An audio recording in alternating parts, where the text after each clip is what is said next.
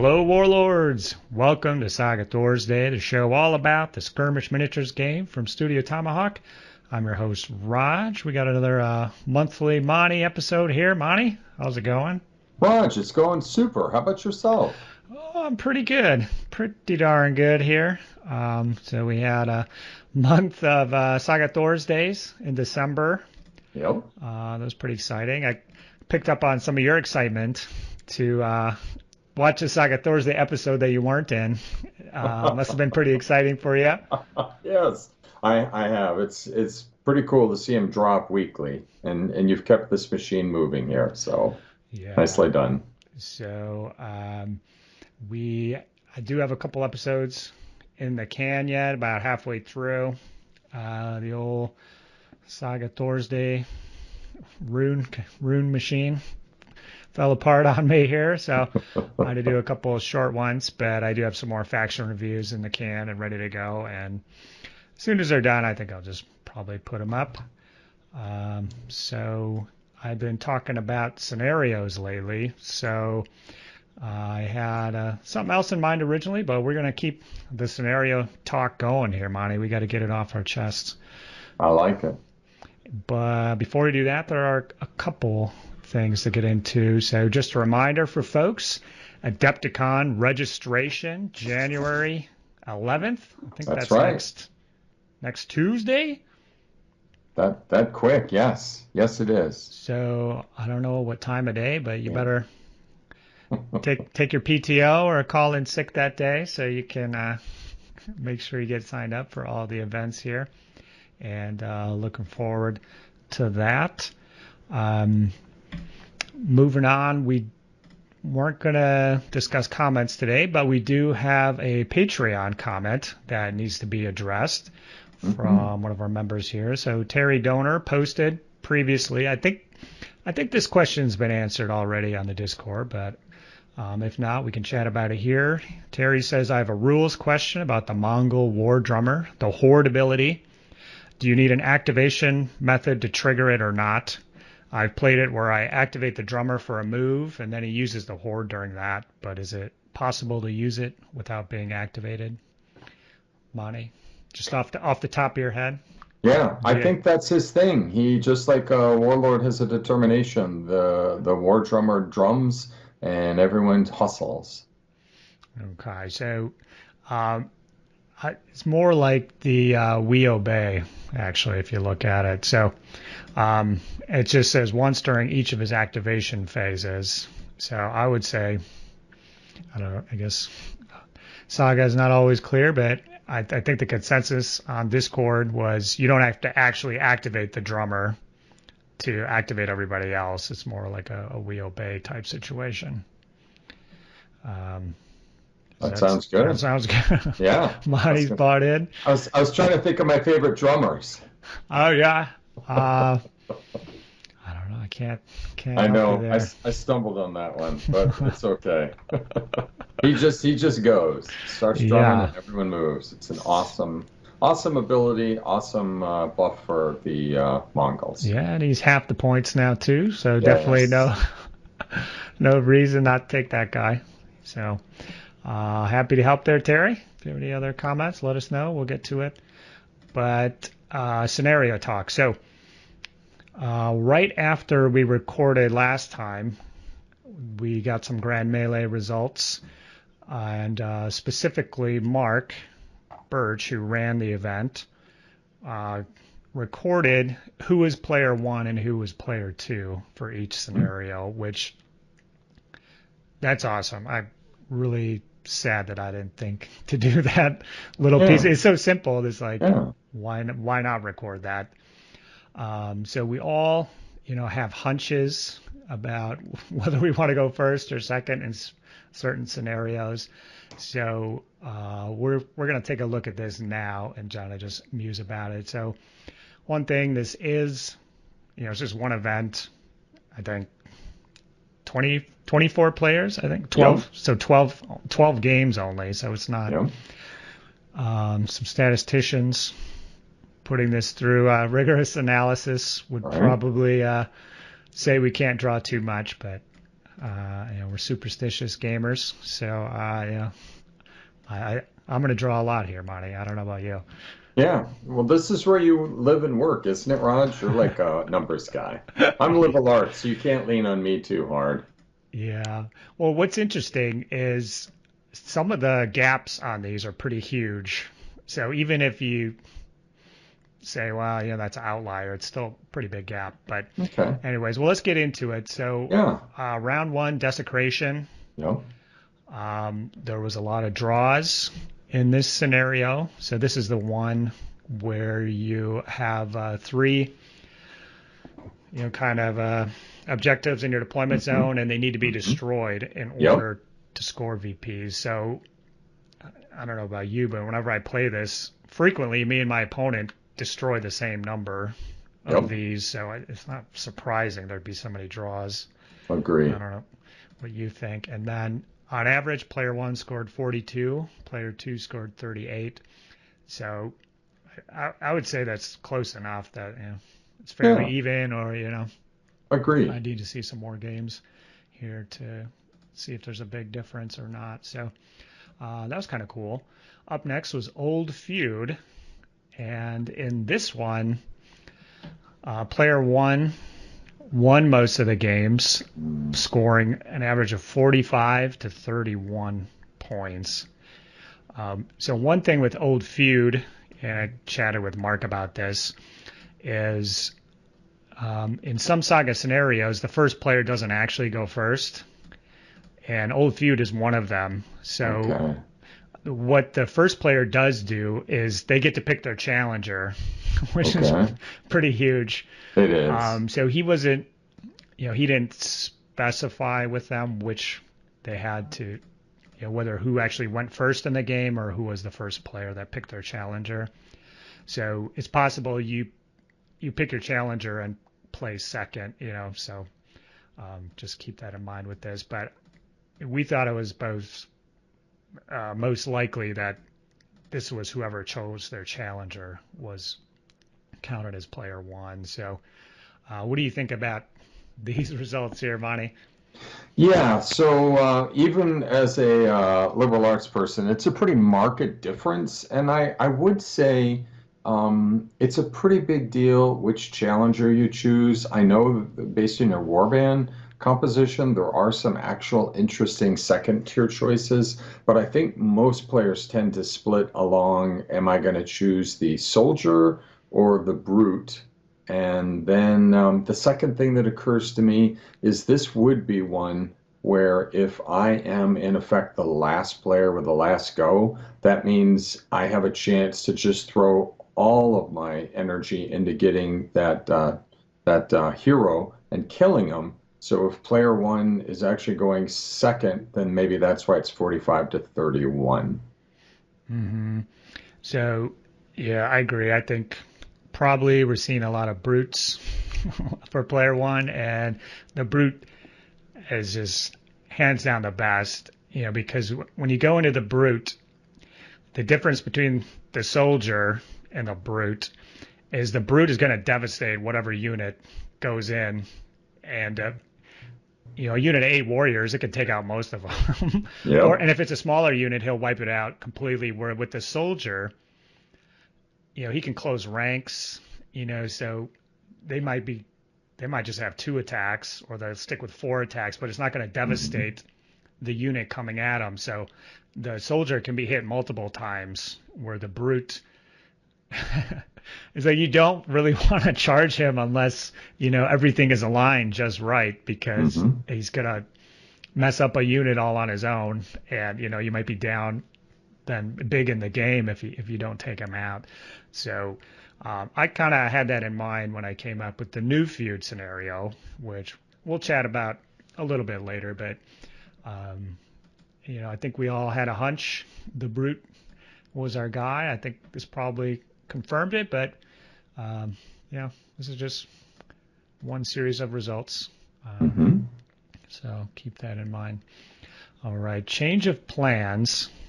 So this one's interesting, Monty. Player one scored big here, 46, compared to player two's scoring Yeah. 34. Now this one is also, I don't know if we can judge much on this one because the first player in change of plans also might not be the person starting the game. They could be this person playing second because it depends on who deploys first, and whoever finishes deployment first goes first.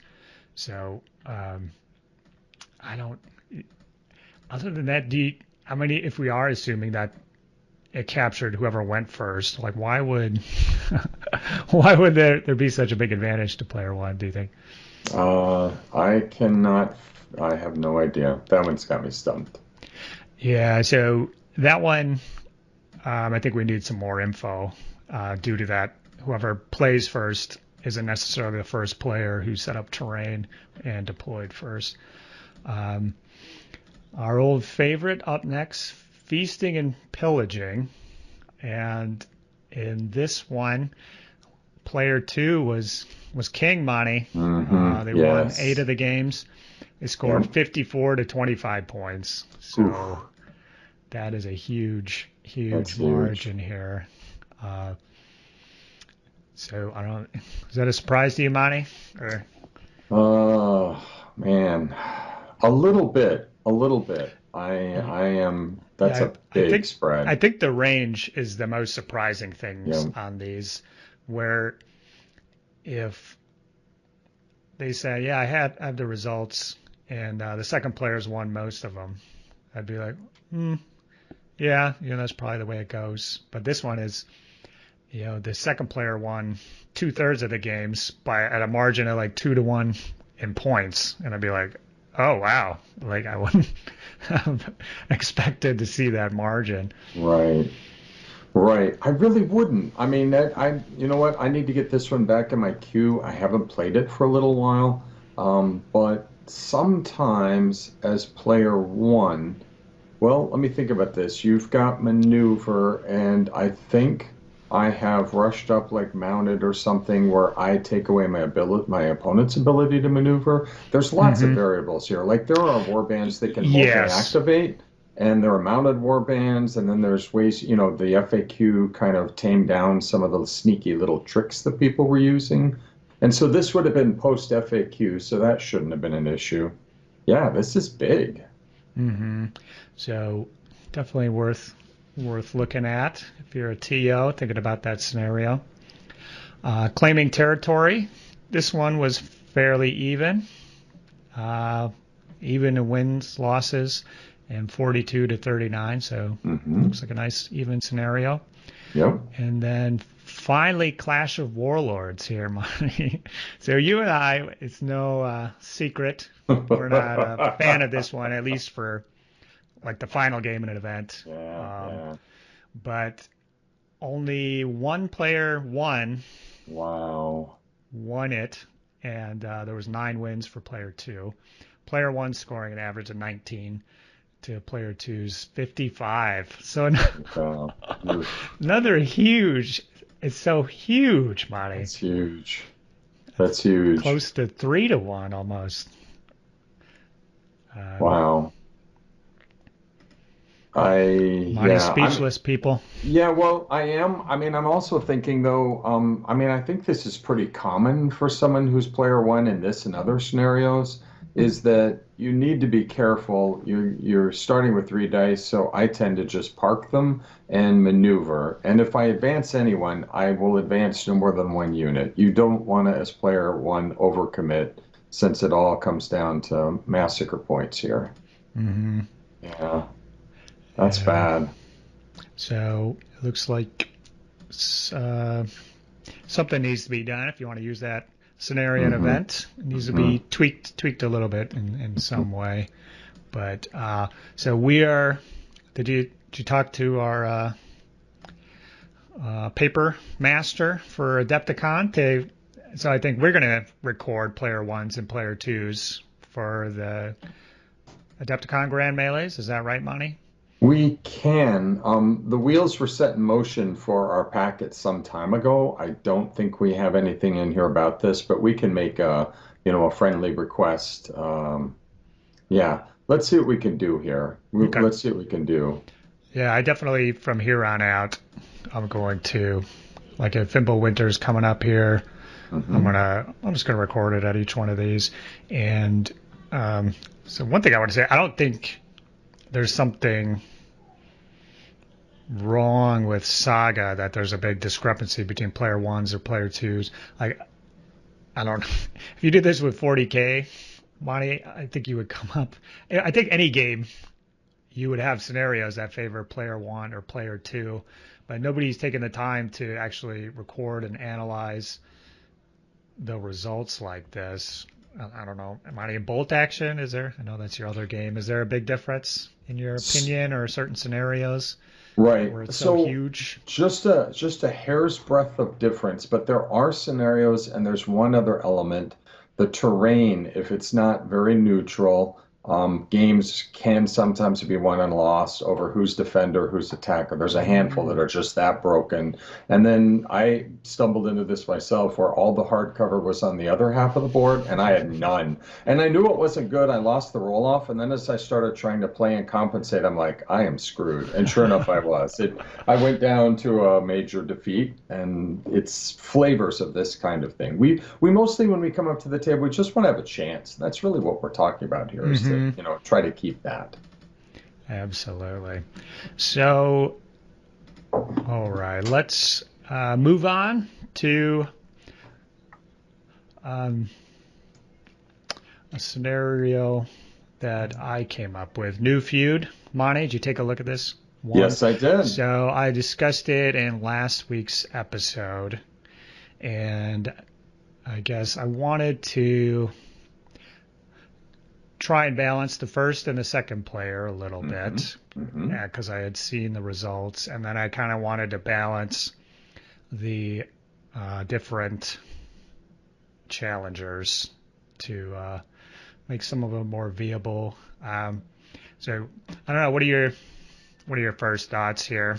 So Looking at it. my very first thought is high five, Nice. because yeah, there's like, because we played this game for a little bit, there's certain things that you can almost script in a few of these scenarios, and unfortunately, in Old Feud, you can script that people like to have some hardcover to sneak their hero into. Mm-hmm. And by you putting a hill in the middle and scoring points on that, then you just kind of cut that out. It can be a little frustrating, and it can kind of end up in a kind of static game, because you have to fight through the defenders, and then when you get to the hero, he's tucked away in hardcover and he's just really hard to kill. So I Mm-hmm. like the hill. Yeah, I agree with you about the kind of scripted thing. So I think the issue is we've just played these 10 scenarios so many Mhm. times that the reason we're kind of dissatisfied with these is not that there's anything that wrong with them to begin with, but I mean we played them. I'm going into my 10th Old Feud here, so I've seen how it has come out Yep. each time. So you kind of, when you're sitting down with your bud, what game are we going to play? Well, I can already picture in my mind's eye how the game's going to go, before it starts. So, um, you know, I'm not saying this is necessarily better, but it is different, which Yeah. is, good enough for most pickup games, or just keeping it fresh. Hmm. So, Monty, you are first player. Yep. Which challenger are you choosing? I do Yeah, love the Brute, but you have made this interestingly enough that I think I would jump out, bail on that one, and go with the Soldier. soldier. Yeah, I think that's a nice, safe pick. So, Hmm. as I was thinking about this more, I did play a couple games. Um, with the first player, I don't know, you can kind of set the tone here. If you choose the soldier or the counselor, you score 1 point per turn. Hmm. So you kind of leave it to your opponent.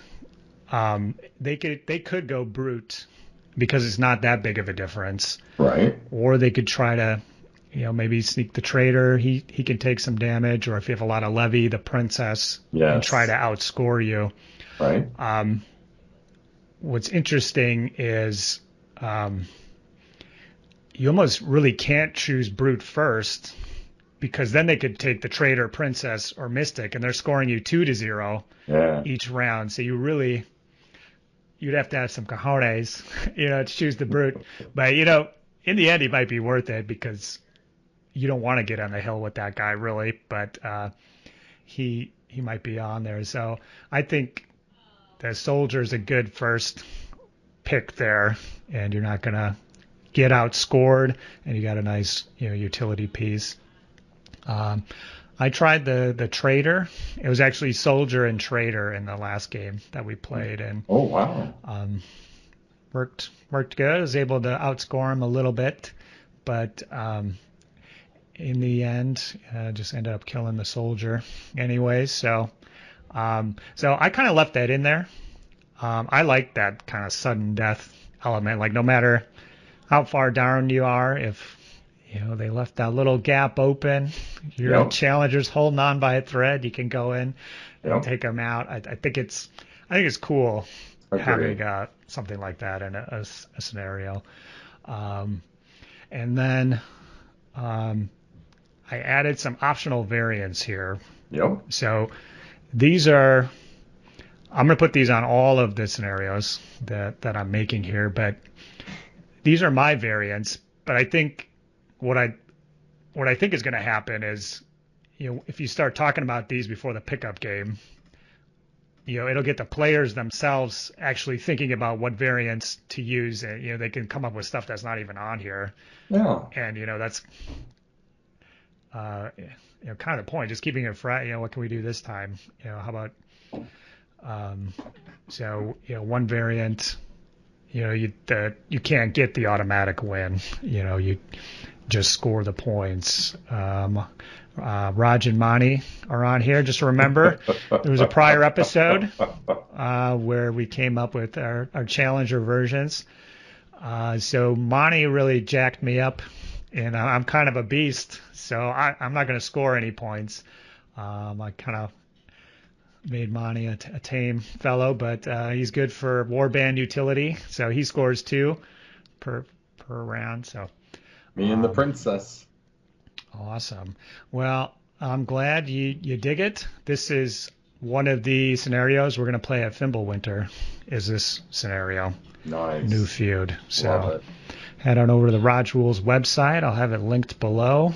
You can dig into it.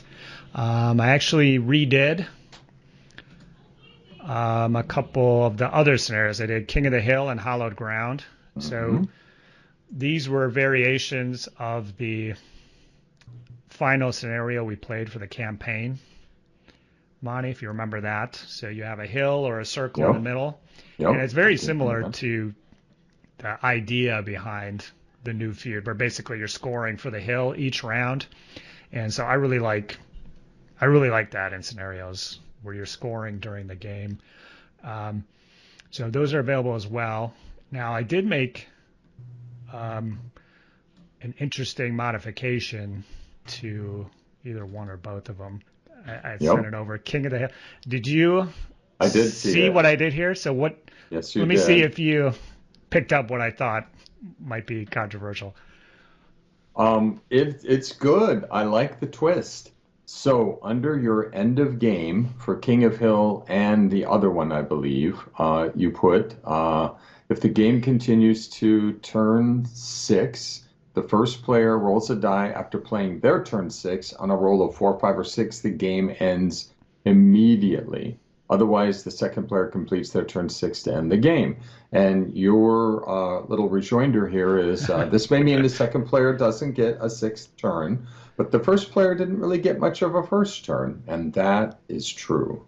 Yeah, so the more I think about this, the more I think it should just go back to the old way of first edition, where there's like a turn 0 where one player puts 3 dice down, and then each player gets 6 full turns, as full as they can get, instead of having one player, just with the 3 dice to start. And it's like you said, you don't really do anything. You can maneuver a little bit, queue up your board, but if you try to do something, you might regret it because you're going Exactly. you're going to get hammered. So, I'm on some other scenarios, I might do that. Actually, have a turn 0 where one player just puts down 3 dice. So this kind of is playing off that idea. Yeah.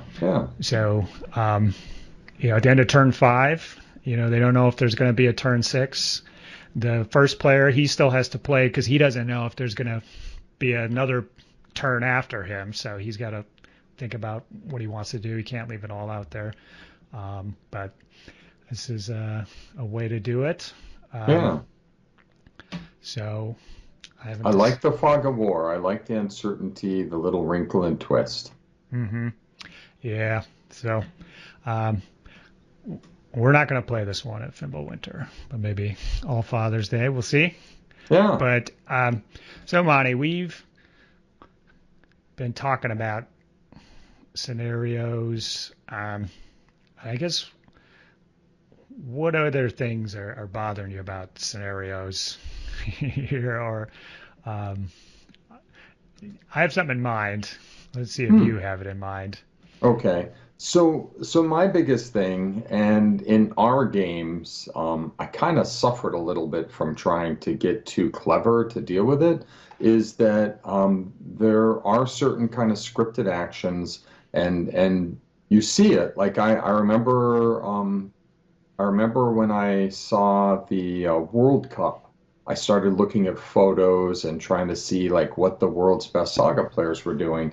And one fairly typical, like in your games and my games and in the World Cup and across the globe, is that a unit of levy archers or slingers are going to go in hardcover. The hardcover will be in the middle of the board. And your opponent's counter is they put down a hardcover and they put their levy archers and slingers in there. If it fits within the theme of the game. Sometimes you can't do that. But if there's no reason to not do it, that's a pretty standard tactic.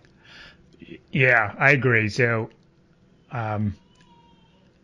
most of the scenarios in the book here do not mess with the scenery hardly at all. So in most of your games, you get that both, get a hardcover base of operations for your levy. And your opponent gets it, and like you got to take the solid cover because you don't want your opponent to put down both of them. Yes. Forbid if they have two of those units. So that's another scripted thing, kind of. After playing so many games of Saga, you and I have come to see it, and we're kind of just a little bored of it, trying to mix it up, trying to get some swamps in there, when we can. But so that's something that I'm thinking about as I go through here. So I want to do a reimagining, a revision, a Rodge version of every one of these 10 scenarios. And so some tinkering with the terrain, I think, is going to be in some of them. Now, I will say that the Battle of the Heroes, the scenery options for that are actually really good as far as mixing it up, because it specifies, you have to start off with swamps or,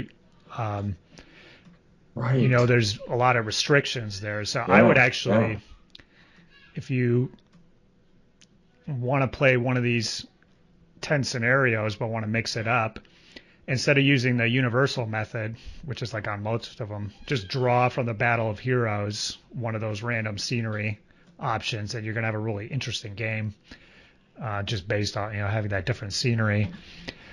And then you could also go so far as the deployments and stuff like that, depending on the scenario. So with that in mind, you and I have come up with another scenario to chat about here. So with the idea of messing around with the terrain, at least I think so. Did you mess around with the terrain a little bit, Monty, in yours? I did. I messed around with the victory conditions, and I do have at least, I'm trying to look real quick, just a tiny bit of terrain messing. Okay. It's, yeah. I mean, it'll make sense, I guess, once we jump in. Okay.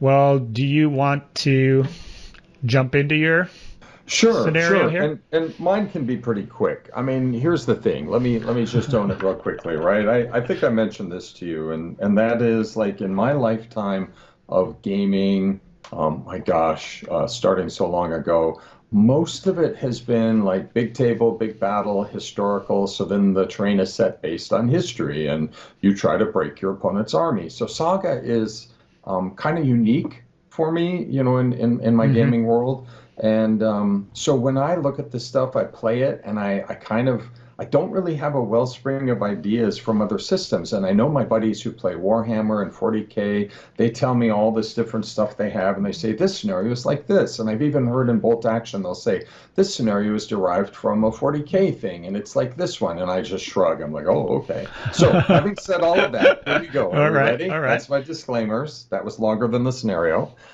So feasting and pillaging, the FAQ I think has done a good job of dealing with the kind of let's just call the kind of like gaming aspect where people could kind of suss out tricks to kind of win in like turn two, which is kind of shocking and probably not what they really intended to happen.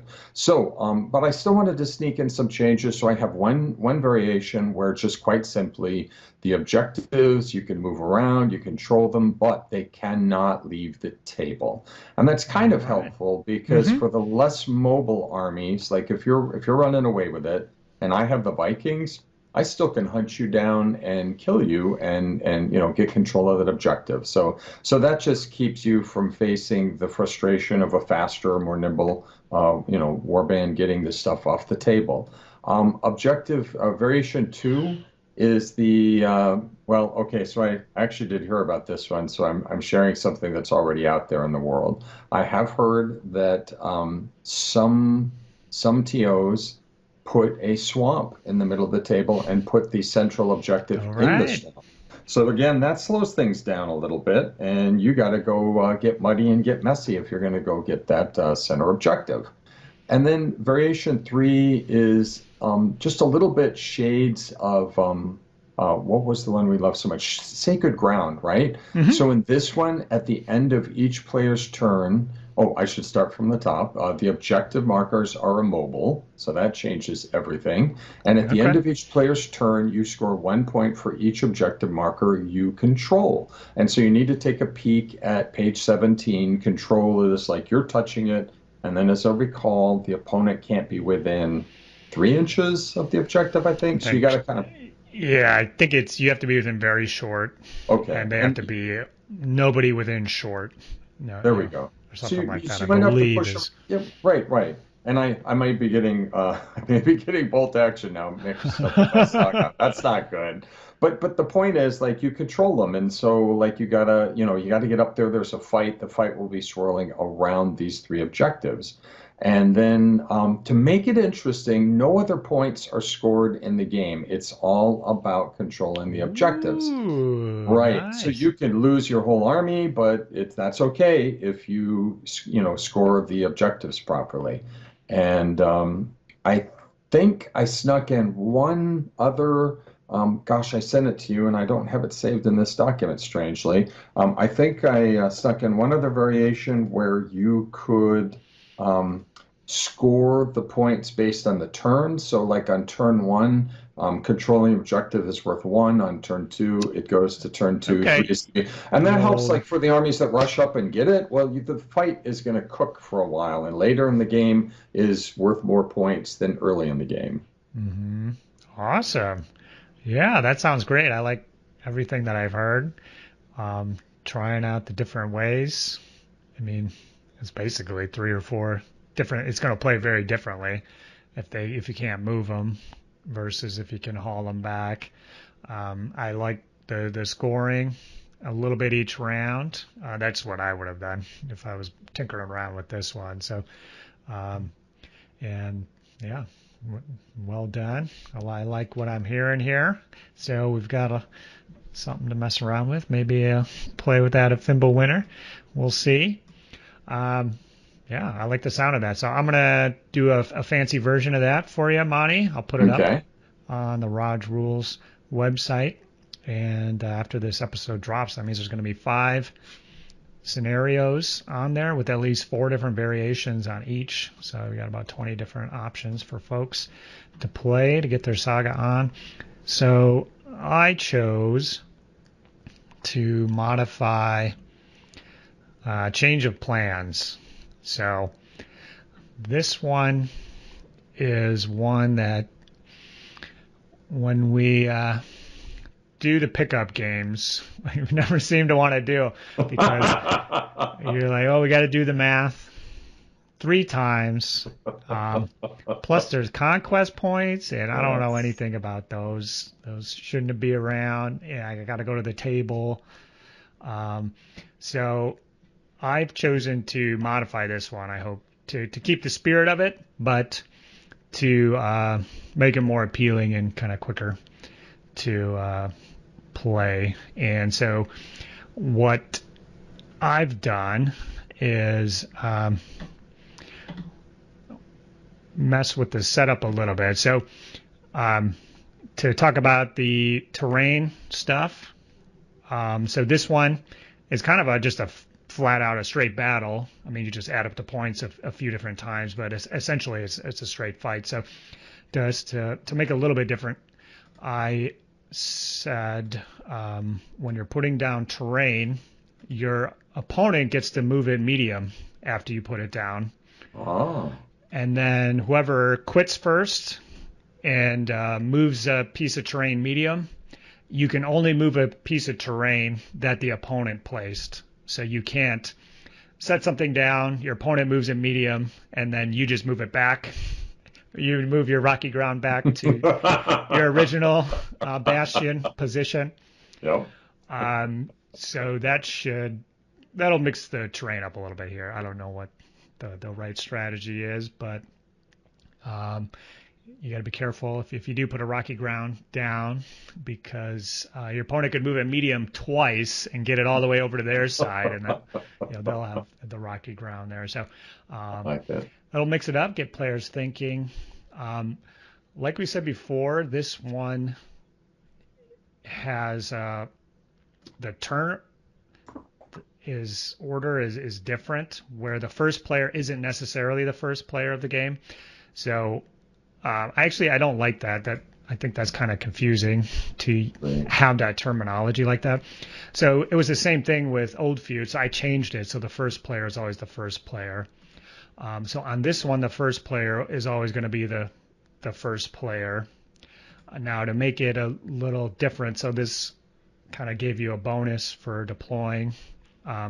So in my version, whoever deploys first is going to, or finishes deployment first, is going to get to place a Saga die on their board before the game starts.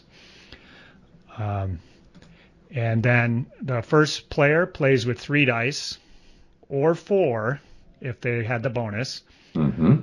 And then the second player will play with 5 dice, or 6 on their first turn, depending on who got that extra little dice there. So what do you think of that so far, Monty? I love it. This is fun stuff. Good job, Rodge. Okay. So special rules for the scoring. We're throwing conquest points out. Take your book of battles, get that hard black marker, and just that conquest point section, just mark it out. It doesn't exist here. You're going to play 3 turns. At the end of turn 3, player is going to roll a dice. On a 1 through 3, you score massacre points. Okay. On a 4 through 6, you score survival points. Wow. You'll play through turn 6. I think I just made it a hard turn 6. Mm-hmm. At the end of turn 6, you'll roll a dice again. On a 1 through 3, you calculate massacre points again. On a 4 through 6, you calculate survival. Okay. So you could do massacre twice, survival twice, or flip flop. Split. So, there's survival point builds, Monty. You kind of got to think about that if you want to do that. Now there is one additional little kernel here, and that's any of the models not entirely on the enemy side of the board count as being eliminated. So you have to get across the center line. Oh, I like that. Or else. So the original version, you'd get across to the other side for conquest points. So survival points are kind of, they kind of do the same thing in my opinion, but conquests are just weird. So you just got to get to the other side of the board, or else you're gonna go down. So, what do you think of that, buddy? Yeah. So all of this, like my brain is trying to process that very last step, and that's okay. That's okay. Like the first thing that popped, like hot take, is the Byzantines are super tough, but they're going to have trouble getting that warband across the table a little bit. You gotta get them moving. That's okay. That's like the nature of these scenarios, is that you're trying to make every player uncomfortable in some place or some scenario. Oops, that's not a good one for my build, my warband. That's part of what the challenge is. Mm-hmm. So I agree. I think this looks fun. Seems a little more streamlined on the surface. It probably, in the end, the complexity is probably about the same, but you don't have to think about it as hard going into it. So I do have a couple of variants on this one. So the first one is tournament style. If you do the mid-game calculation and it's massacre, then you automatically do survival, or vice versa. So every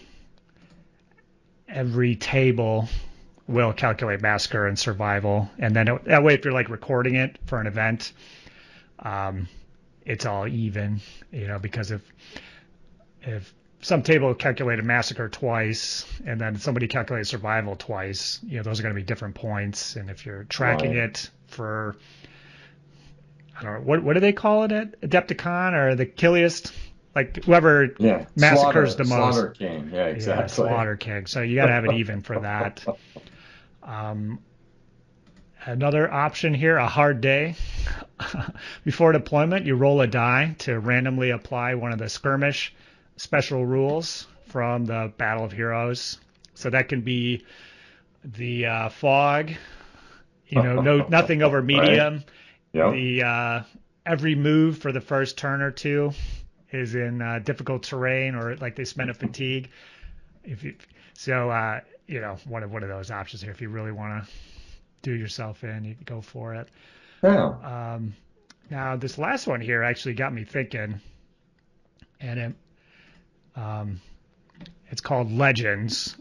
And if you can get a hero or Hearthguard unit to activate for a rest wholly within the opponent's deployment zone, immediately score 4 bonus points. So 4 seems like a lot, but you're scoring twice in this game, so it's not, it's probably equivalent to 2 or 3 in a standard game. And this kind of got me thinking about Hearthguard again, Monty, and are they worth it? They have advantages, disadvantages, and I think there should be some kind of VP advantage with Hearthguard, and they actually have it if you do survival points, in my opinion, because you get a point if for each Hearthguard. Okay. And for survival points, you also get a point if the unit generates a Saga die. So that last one-man Hearthguard unit, he scores like a disproportionately large amount of points compared to 1, 2, or 3 warriors.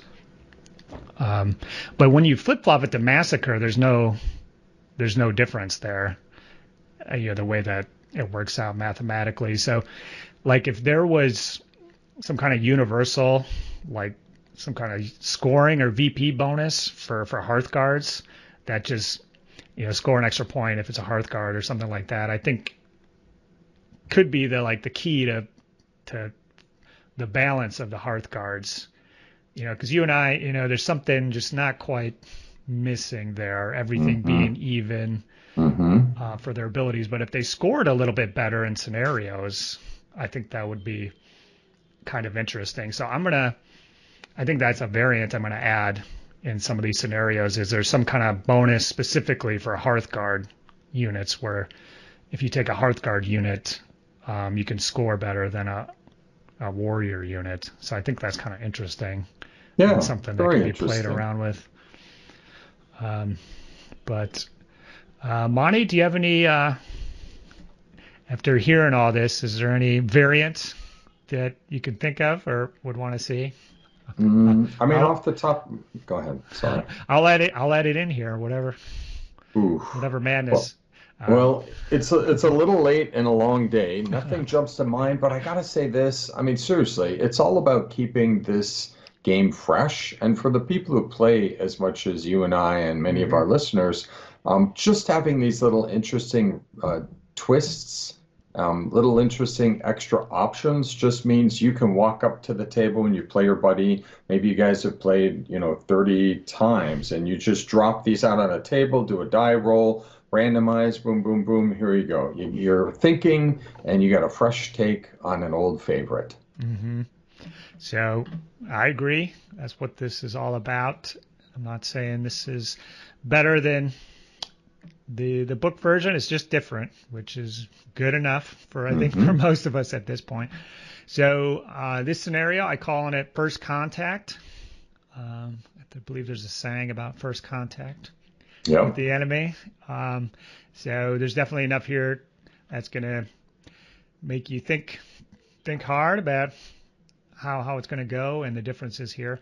And we're going to play this one at FIMBULWINTER too. So this is the second scenario. We're going to play first contact. We're going to play new feud, and then I haven't decided on the third one, but I'll Wow. put that up when this scenario packet gets created. Hopefully this weekend, a few days after this episode goes live, and then at the event they'll get played, and I'll take some feedback. I'm open to revising these if I think anyone has a good point to raise, but yeah, it's been kind of fun just looking at these scenarios here, getting all hopped up and jacked up. Yeah, I don't know what we're doing for Adepticon for historicals, but you might see these on the Age of Magic side. We'll see. Nice. I like it. Okay, Monty. Well, we've got a couple other things to wrap up before we take off here. So we've got a couple of contests going on here, Monty. So first up, we have the SAGA Thursday quarterly giveaways. So every 3 months, Gripping Beast is giving out a plastic box set to a SAGA Thursday fan. And you can get in on that. You can go to the website and send me some snail mail, or you can sign up for the Patreon. That's the easy way to do it.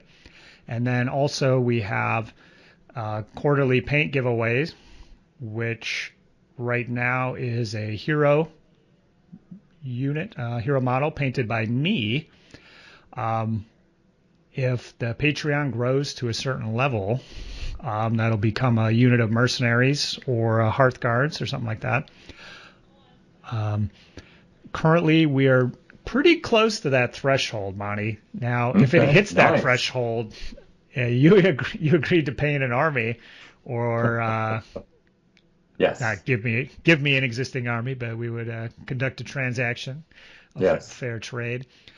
So, as of this recording, the size of the Heathen army, which is the Patreon supporters, we need to get it to 6 points, and we're just under 5 points of troops. So we need another warlord, 4 more Hearthguards, 8 warriors, and on top of that, we need a one levy, 1 peasant to sign up. Monty, you've signed up Yep. as a peasant levy, and thank you, my friend, for the support. Unexpected, you certainly do a lot. So those extra shekels are unexpected, and delighted that you're willing to contribute and help get the episodes out. So really appreciate that. But now we got a third contest. We got the paint contest, Monty. Yes. So our old friend. So this is going to be a hero model. We're going to make it easy to kick off the year. So based off the Patreon support, we are going to have, it looks like 4 paint contests this year. One for winter, spring, summer, and fall. And so we'll do the first one will be easy. So it'll just be a hero model. It could also be an Old Feud or New Feud Challenger as well. We also accept that. This is going to run through January 31st. You're going to have to take a picture of the before model in front of the screen here, Monty. Just stick out, give us a thumbs down here. Raise those hands up a little bit. There you go. Yeah. Bad stuff. So take a picture of the model in front of the screen, and then you're going to go to the Discord, the Saga Thursday Discord. There's a paint contest channel. You're going to post in there the before, and then when you're done, post the after, and you can do up to 3 or 4, whatever is reasonable. And one of the random winners is going to get a Gripping Beast plastic set, and which is awesome. Thanks to Gripping Beast. And then Monty, you and I are going to choose the favorite. And this is actually a little different going forward because the favorite is going to get some Saga Thursday glassware, either a pint or a Pilsner with the Saga Thursday logo. Wow. These are one of a kind. Yeah. Well, until the spring contest where it's 2 of a kind, and then 3 of a kind, and 4 of a kind. So this is the only way to get this glassware is by winning the contest. So they're getting made right now. I don't have one to show on the screen, but you can imagine what it's going to look like. And I'll ship that out to whichever one we think is the favorite. So what do you think of that, awesome. Monty? I don't even have one. That's right. Right? I'll have to talk and see if I can get some more because I said, I think I said 8 of them. Run through like 2 years worth up front. Maybe see if I can get 10. One for you, one for me, Monty. I will have to hide mine away so my family doesn't oops, I dropped it. What the hell? Yeah. Do you have a lot of tournament cups in your cupboards at home? We got quite a. Right. I have a few, and I really do sneak 1 or 2 away because glassware. It's invariably every once in a while, like one of my ADEPTICON ones broke, and I was like, oh. I was a little sad. I've got a ton from Warhammer events and Saga and everything, and sometimes I'll see my wife. She's drinking out of an infinity cup from a tournament in 2016 or something. Just chugging her water. It's the only cup we had. I love it. So happy to contribute to the glassware out there to everybody. Yep. And thank you to all the patrons so far that have signed up. It's really been quite tremendous. Really awesome. Surprised by that. It's one of those things where you're like, yeah, I think people will sign up, and then it takes a lot of work, and then right before you do it, you're like, why am I doing this? Like nobody's gonna sign up. Like what am I thinking? I'm just kind of blown away by everything. So we do need to get to 6 points to get Monty on board. So at that level, we only need 2 to 4 to 6 people to sign up to make that happen. And at that point, Monty will get us an army. I'm going to say that the first unit that I'll paint for the giveaway will be a unit of Shield Maidens. I have some Foundry Shield Maidens.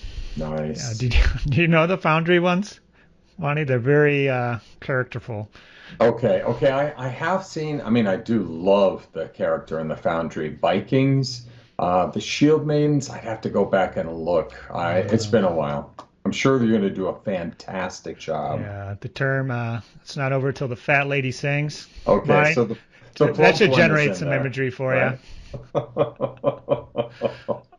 So if we get to that level, which we're just a month in, so if we can do it for 2 of the months, so maybe not January, but if we get it February and March, I'll just round it up to the unit there. So hopefully we can hit that.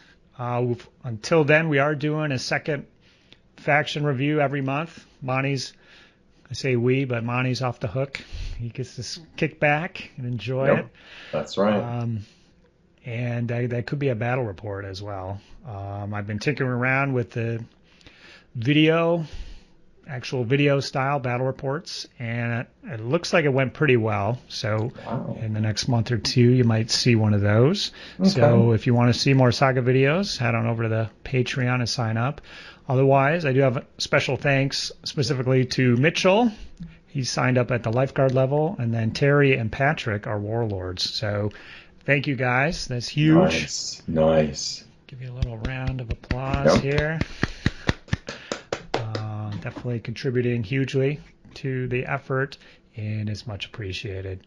But, okay, you're going to find links to those scenarios below. Download them, tinker with them, mess around with them, play with them. Let us know how it goes. If you have scenarios of your own, drop a link below. I'd love to take a look and see what everybody else is coming up with for events. Haven't decided on the third scenario yet for FIMBULWINTER, so maybe I can pilfer something from somebody out there. But Monty, it's been good chatting with you again, old friend. We'll do it again at the end of the month. That's right. We'll do another one. So, anyways, I'm not sure what we're going to talk about then, but we'll figure it out. We will. And thanks to everybody for watching, and I'll check you guys next time. Bye-bye. See ya. Saga! If you'd like to see more Saga content, consider joining the Heathen Army over on Patreon or popping on down to the Saga Thursday Discord server. Links below. Thanks, guys.